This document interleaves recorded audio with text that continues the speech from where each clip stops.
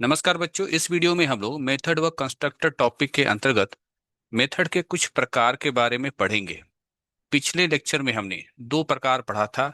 Instance method क्या होता था वो पढ़ा था, और हमने स्टैटिक मेथड भी पढ़ा था। इस वीडियो में हम लोग जानेंगे एब्स्ट्रैक्ट मेथड के बारे में कि एब्स्ट्रैक्ट मेथड क्या होते हैं। एब्स्ट्रैक्ट मेथड को समझने से पहले हम लोग एब्स्ट्रैक्ट क्लास के बारे में भी समझना होगा, जो कि हम लोग अभी देखेंगे। तो आइए जानते हैं एब्स्ट्रैक्ट मेथड क्या होते हैं। यहाँ पर मैंने एब्स्ट्रैक्ट मेथड के बारे में कुछ पॉइंट्स लिखाए हैं, ठीक है। ध्यान से आप इसको जानेंगे। हालांकि एब्स्ट्रैक्ट मेथड को समझने के लिए थोड़ा सा इनहेरिटेंस का नॉलेज होना जरूरी होता है, लेकिन इनहेरिटेंस आपको आगे के चैप्टर में पढ़ना है। तो मैं कोशिश करूंगा कि बिना इनहेरिटेंस पढ़ाए हुए भी मैं सारे कंसेप्ट जो यहाँ पर इस्तेमाल होंगे इनहेरिटेंस वाले, उसको आपको समझा पाऊं। यहाँ पहला पॉइंट बताया गया है कि जावा में एब्स्ट्रैक्ट मेथड ऐसे मेथड होते हैं जिनकी केवल घोषणा यानी डिक्लेरेशन होती है, लेकिन उनकी बॉडी नहीं होती। यानी एक ऐसा मेथड जिसको हम लोग केवल डिक्लेयर किए हो, उसे हम लोगों ने डिफाइन नहीं किया हो। इम्प्लीमेंट मतलब डिफाइन करना, ठीक है। तो डिक्लेयर और डिफाइन क्या होता है मेथड का, ये हमने प्रीवियस लेक्चर्स में पढ़ रखा है, इसलिए मैं इसे भी डिटेल में समझाऊंगा नहीं। तो यहाँ पर ये कह रहा है कि एब्स्ट्रैक्ट मेथड ऐसे मेथड होते हैं जिसको केवल डिक्लेयर किया गया होता है किसी क्लास के अंदर, उसे इंप्लीमेंट नहीं किया गया होता है। एब्स्ट्रैक्ट मेथड को केवल एब्स्ट्रैक्ट क्लास या इंटरफेस में ही डिक्लेयर किया जा सकता है। यानी अगर आप एक एब्स्ट्रैक्ट मेथड बनाना चाहते हैं, तो जिस भी क्लास के अंदर या जिस भी इंटरफेस के अंदर एब्स्ट्रैक्ट बनाना चाहते हैं, उस क्लास को भी एब्स्ट्रैक्ट बनाना होगा, ठीक है। तो एब्स्ट्रैक्ट क्लास ही केवल एब्स्ट्रैक्ट मेथड को जो है अपने अंदर डिक्लेयर कर सकता है। तो ये जरूरी शर्त है कि एब्स्ट्रैक्ट मेथड के लिए उस क्लास का एब्स्ट्रैक्ट होना भी जरूरी है। अगला पॉइंट बताया गया है, इसका इस्तेमाल तब किया जाता है जब हम चाहते हैं कि जो हमारा चाइल्ड क्लास है अपनी जरूरत के हिसाब से उस मेथड को इम्प्लीमेंट करे। अब यहाँ पर थोड़ा सा इनहेरिटेंस का कंसेप्ट आता है।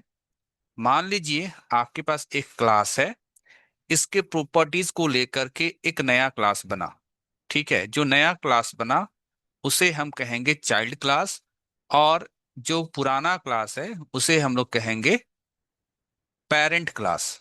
मान लीजिए हमने पेरेंट क्लास में कोई मेथड डिक्लेयर किया है, केवल, ठीक है, डिक्लेयर किया है। उस मेथड को हम लोग चाइल्ड क्लास में जाकर के क्या कर रहे हैं, मान लीजिए उसे हम लोग डिफाइन कर दिए कि ये मेथड क्या करेगा।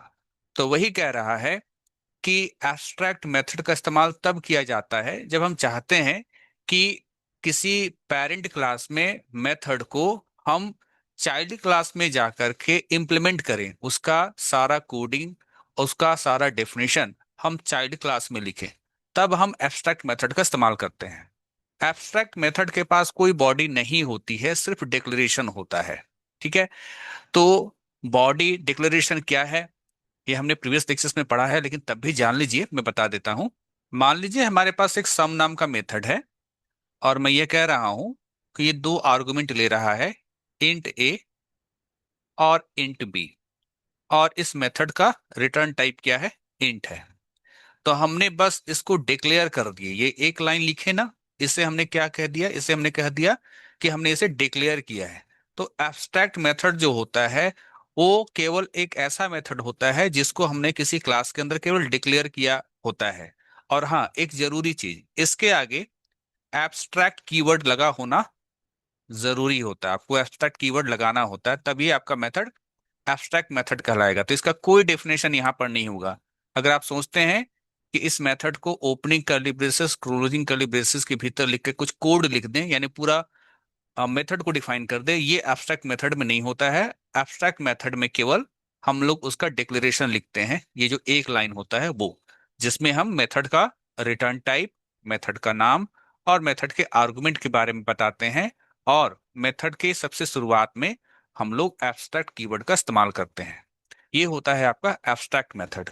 और एब्स्ट्रैक्ट मेथड कहाँ बनाया जाता है, केवल एब्स्ट्रैक्ट क्लास के अंदर, ठीक है। अभी चूंकि हम लोग इंटरफेस अभी पढ़े नहीं है, इसलिए इंटरफेस पे भी मैं गौर नहीं करूंगा, ठीक है। तो एब्स्ट्रैक्ट क्लास के अंदर। आगे बताया गया है, अगर किसी क्लास में कम से कम एक एब्स्ट्रैक्ट मेथड है तो उस क्लास को भी एब्स्ट्रैक्ट घोषित करना पड़ता है। ठीक है, जैसे मान लीजिए कि कोई क्लास है, ठीक है, एबीसी नाम का, और इसके अंदर कोई मेथड है एम नाम का, जो कि क्या है, एब्स्ट्रैक्ट है। ठीक, एब्स्ट्रैक्ट मेथड है। तो अगर किसी क्लास के अंदर जो है कोई मेथड एब्स्ट्रैक्ट है तो मुझे उस क्लास को भी एब्स्ट्रैक्ट बनाना पड़ेगा। यही बात यहां कहा जा रहा है कि अगर किसी क्लास में कम से कम एक एब्स्ट्रैक्ट मेथड है तो उस क्लास को भी एब्स्ट्रैक्ट डिक्लेयर यानी घोषित करना पड़ता है। अगला पॉइंट है कि एब्स्ट्रैक्ट क्लास से ऑब्जेक्ट नहीं बनाया जा सकता। कभी भी एब्स्ट्रैक्ट क्लास का हम लोग ऑब्जेक्ट नहीं बनाते हैं, लेकिन हम उसका रेफरेंस बना सकते हैं। अब रेफरेंस क्या होता है? रेफरेंस जो होता है वो किसी ऑब्जेक्ट का अल्टरनेटिव, या कह सकते हैं किसी ऑब्जेक्ट को रेफर करने वाला चीज होता है। रेफरेंस किसी ऑब्जेक्ट को रेफर करने वाली चीज होती है। तो हम लोग कोडिंग से समझेंगे रेफरेंस को। अगला पॉइंट जो है ये आपके लिए थोड़ा सा कॉम्प्लिकेटेड होगा, क्योंकि मैं बार बार कह रहा हूं कि इस कंसेप्ट को समझने के लिए हम लोगों को इनहेरिटेंस का नॉलेज होना जरूरी है, और इनहेरिटेंस हम लोग को आगे चल के पढ़ना है, इसलिए बिना इनहेरिटेंस की जानकारी के समझना थोड़ा सा मुश्किल होगा। इस पॉइंट में बताया जा रहा है कि सब क्लास को, जो हमारा सब क्लास होगा, वो सभी एब्स्ट्रैक्ट मेथड को ओवरराइड करना जरूरी है। जो सब क्लास होगा उसे एब्स्ट्रैक्ट मेथड को ओवरराइड करना जरूरी होगा, नहीं तो आपका सब क्लास भी एब्स्ट्रैक्ट बन जाएगा। ठीक है, ये लाइन थोड़ा सा आपके लिए टेढ़ा है समझना। ठीक है, इसे कोडिंग के द्वारा ही समझा जा सकता है। फिलहाल इस लाइन को आप केवल याद कर लीजिएगा, बाकी अगर कोडिंग में समझाता हूं, आपको समझ में आता है, अच्छी बात है। आइए हम लोग एब्स्ट्रैक्ट क्लास का एक प्रोग्राम देखते हैं। प्रोग्राम काफी लंबा है, इसलिए ध्यान से चीजों को देखिएगा और समझिएगा। यहां हमने सबसे पहले लिखा है एब्स्ट्रैक्ट। एब्स्ट्रैक्ट एक कीवर्ड है, इसे हम लोग मॉडिफायर भी कहते हैं। फिर क्लास, फिर शेप। तो शेप जो है आपका एक क्लास है। ठीक है, और कैसा क्लास है?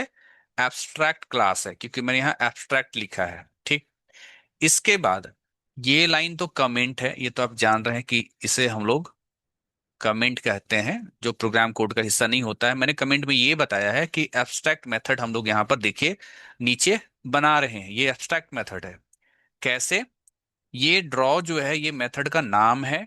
ठीक है, मेथड का रिटर्न टाइप वॉइड है, और आगे लगा हुआ एब्स्ट्रैक्ट ये बता रहा है कि आपका जो मेथड है वो एब्स्ट्रैक्ट है। और देखिए, ये एक लाइन में ही हमने चीजों को बस लिख दिया है ना, इसका कोई, इस मेथड का हमने कोई डेफिनेशन नहीं लिखा है। तो ये आपका एब्स्ट्रैक्ट मेथड हो गया। अब इस मेथड को देख करके शायद आपको समझ में ना आए कि ये मेथड करेगा क्या। ठीक है, तो जाहिर सी बात है, अगर इसका डेफिनेशन नहीं लिखा रहेगा तो कहाँ से समझ पाएंगे कि ये मेथड क्या करेगा। और यही तो बात है एब्स्ट्रैक्ट मेथड की। एब्स्ट्रैक्ट मेथड ये नहीं बताता है कि वो क्या काम करेगा। ठीक है, बस कोई ये बताएगा कि हाँ मैं एक मेथड हूं, है ना, लेकिन मैं क्या काम करूंगा मैं इस क्लास के अंदर नहीं बताऊंगा। तो किस क्लास के अंदर बताया जाएगा? इस क्लास से निकला हुआ जो चाइल्ड क्लास होगा वहां पर जाकर के हम इस ड्रॉ नाम के मेथड को, एब्स्ट्रैक्ट मेथड को, वहां जाकर के हम लोग डिफाइन करते हैं। खैर, अगला जो कमेंट है उसमें बताया जा रहा है कि नॉर्मल मेथड, यानी नीचे हम लोग जो है नॉर्मल मेथड बना रहे हैं। हमारे मेथड का नाम क्या है? डिस्प्ले है, इसका रिटर्न टाइप क्या है? वॉइड है। ठीक है, और इस मेथड के बॉडी में बताया जा रहा है कि इस मेथड के जरिए हम लोग एक स्टेटमेंट प्रिंट कराना चाहते हैं कि ये क्या प्रिंट करे? दिस इज अ शेप, ये एक मैसेज प्रिंट करे। ये डिस्प्ले नाम का जो मेथड है, इसकी बॉडी में हमने एक स्टेटमेंट लिखा है कि ये क्या प्रिंट करे? दिस इज अ शेप, ये प्रिंट करे। उसके बाद यहां पर जो है आपका क्लास शुरू हुआ है, और यहां पर जो है क्लास आपका बंद हुआ है। ठीक है, तो आपका एब्स्ट्रैक्ट क्लास हमने यहां पर बनाया है, क्लास का नाम शेप है, इसके अंदर एक एब्स्ट्रैक्ट मेथड है और एक नॉर्मल मेथड है। जो एब्स्ट्रैक्ट मेथड होता है उसको हम डिफाइन नहीं करते हैं। ठीक है, नॉर्मल मेथड को हमने यहाँ पर डिफाइन किया है, किया भी जाता है। आगे चलते हैं। अब हमने यहां पर लिखा है इम्प्लीमेंटेशन। याद रखिएगा, ये जो पूरा प्रोग्राम है ना, इससे पिछला जो आपने स्लाइड देखा उसी प्रोग्राम का आगे का हिस्सा है। ठीक है, प्रोग्राम काफी लंबा है। यहां पर हम लोग जो है एक क्लास बना रहे हैं। क्लास का नाम क्या है? क्लास का नाम सर्कल है। ठीक, ये सर्कल नाम का क्लास जो है इनहेरिट हुआ है। ठीक है, यानी निकला है किस क्लास से? सेप क्लास से। अब ये सेप क्लास कौन सा क्लास है? जो हमने पिछले स्लाइड में पढ़ा था, उसी सेप क्लास के बारे में यहाँ पर बात हो रहा है। तो सर्कल हमारा एक क्लास है जो एक्सटेंड्स, ये एक्सटेंड्स जो है इनहेरिटेंस में इस्तेमाल किया जाता है। इनहेरिटेंस पढ़ाऊंगा तो आपको समझ में आ जाएगा। ठीक है, तो यहां पर बताया जा रहा है कि हम लोग एक सर्कल नाम का क्लास बना रहे हैं जो किससे इनहेरिट हुआ है, किससे निकला है, किससे एक्सटेंड हुआ है? सेप नाम के क्लास से।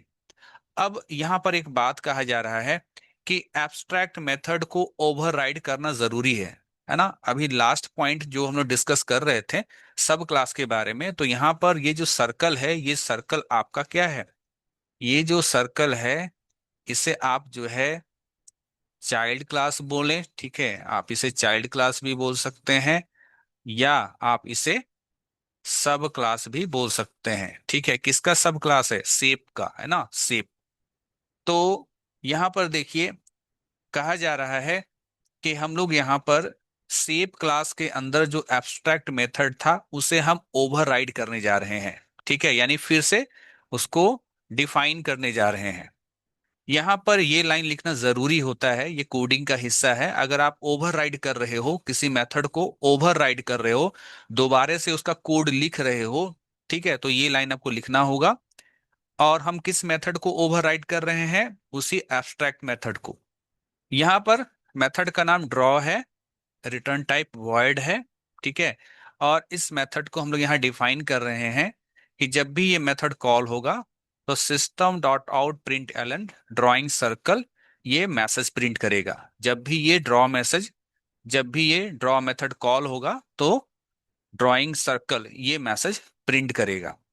तो ये हमारा सर्कल था जो हमारा चाइल्ड क्लास था या सब क्लास था। इसने सेप क्लास के अंदर जो आपका एब्स्ट्रैक्ट मेथड था ड्रॉ, है ना, उसको यहाँ पर हम लोगों ने डिफाइन किया, और कह सकते हैं हमने यहाँ पर ओवरराइड किया।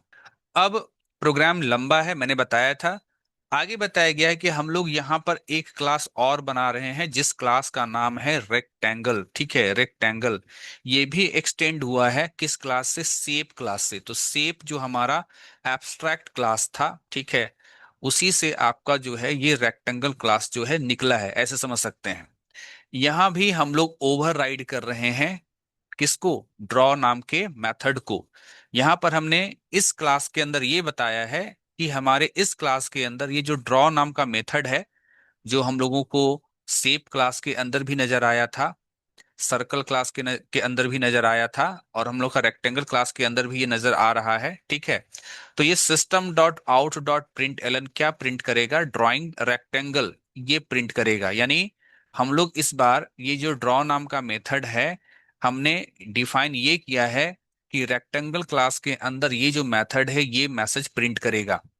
ठीक है, तो हम लोग बार बार जो है हर एक क्लास के अंदर इस ड्रॉ नाम के मेथड को डिफाइन कर रहे हैं। ठीक है, कि ये क्या करेगा, इसी को कहते हैं ओवरराइड करना। यहाँ भी आपका जो है ड्रॉ मेथड का डेफिनेशन बंद हुआ, और यहाँ पर जो है रेक्टेंगल क्लास बंद हुआ, है ना। यहाँ रेक्टेंगल क्लास यहाँ से शुरू हुआ था और यहाँ पर जाकर के ये बंद हुआ। तो अब तक हमने तीन क्लासेस देखी। ठीक है, सबसे पहला जो क्लास था उसका नाम सेप था।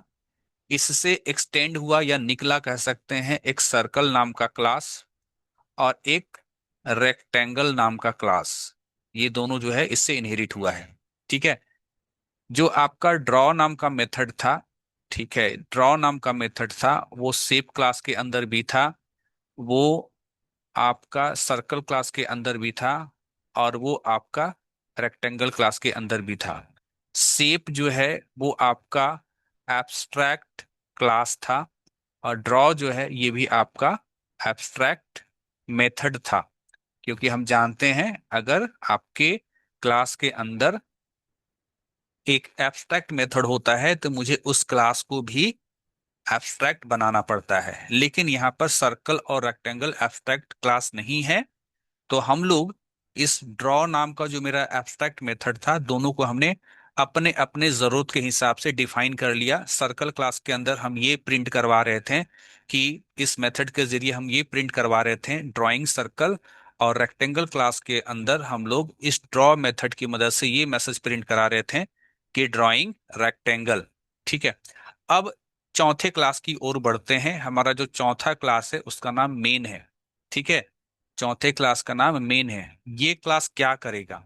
इस क्लास के जरिए हम लोग इन मेथड्स को कॉल कराने वाले हैं। ठीक है, तो मेन क्लास, इसके अंदर हम लोग लिख रहे हैं आपका जाना पहचाना public static void main string arcs.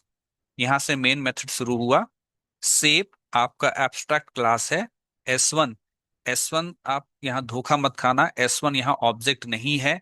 मैंने आपको डेफिनेशन में बताया था S1 इज रेफरेंस।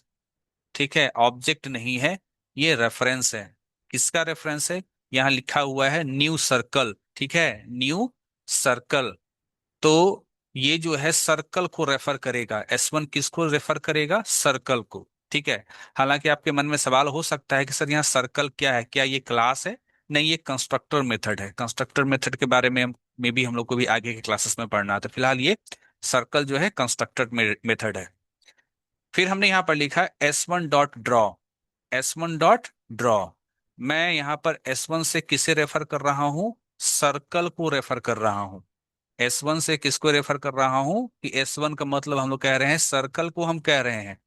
तो जब आपका यहां लिखा जा रहा है S1 डॉट ड्रॉ, तो इसका मतलब ये हुआ कि कौन सा ड्रॉ मेथड रन करेगा।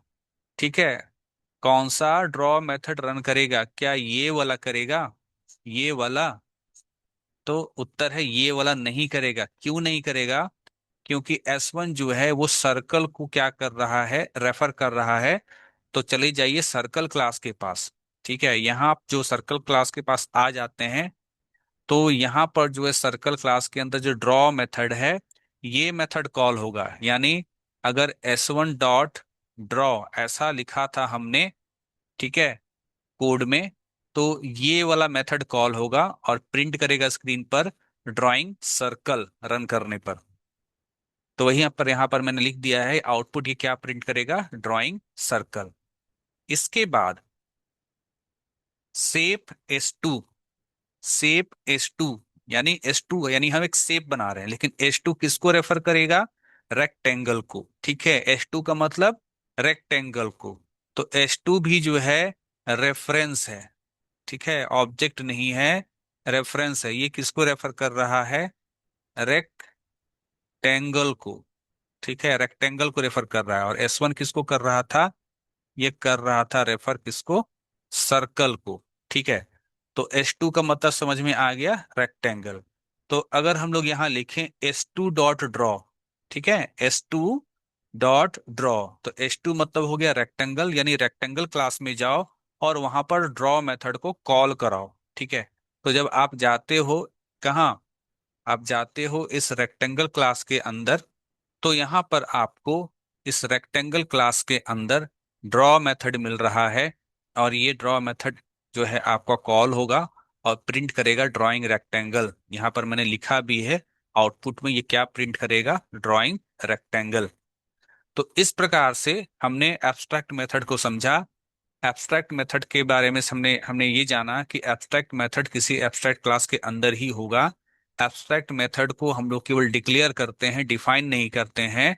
वो एब्स्ट्रैक्ट मेथड अलग अलग सब क्लासेस या चाइल्ड क्लासेस के अंदर जाकर के अलग अलग तरीके से डिफाइन किया जाता है। जैसे हमने रेक्टेंगल क्लास के अंदर इस ड्रॉ मेथड को यहाँ पर डिफाइन किया कि ये काम करेगा, और उसी प्रकार से हमने इसी ड्रॉ नाम के मेथड को हमने सर्कल क्लास के अंदर डिफाइन किया कि ये काम करेगा, ये प्रिंट करने का काम करेगा।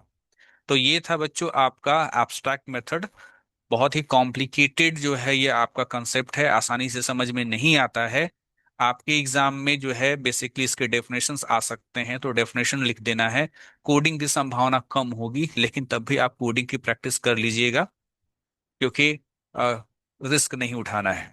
तो आपको ये वीडियो कैसा लगा मुझे कमेंट करके ज़रूर बताइएगा। जब भी वीडियो पसंद आए उसे लाइक ज़रूर कीजिए, अपने दोस्तों के बीच शेयर कीजिए, क्योंकि ज़्यादा से ज़्यादा लोगों तक वीडियो पहुंचता है, ज़्यादा से ज़्यादा लोग देखते हैं, तब लगता है कि हाँ मुझे और भी वीडियो बनाना चाहिए। तो बच्चों मिलते हैं अगली वीडियो में, तब तक के लिए धन्यवाद।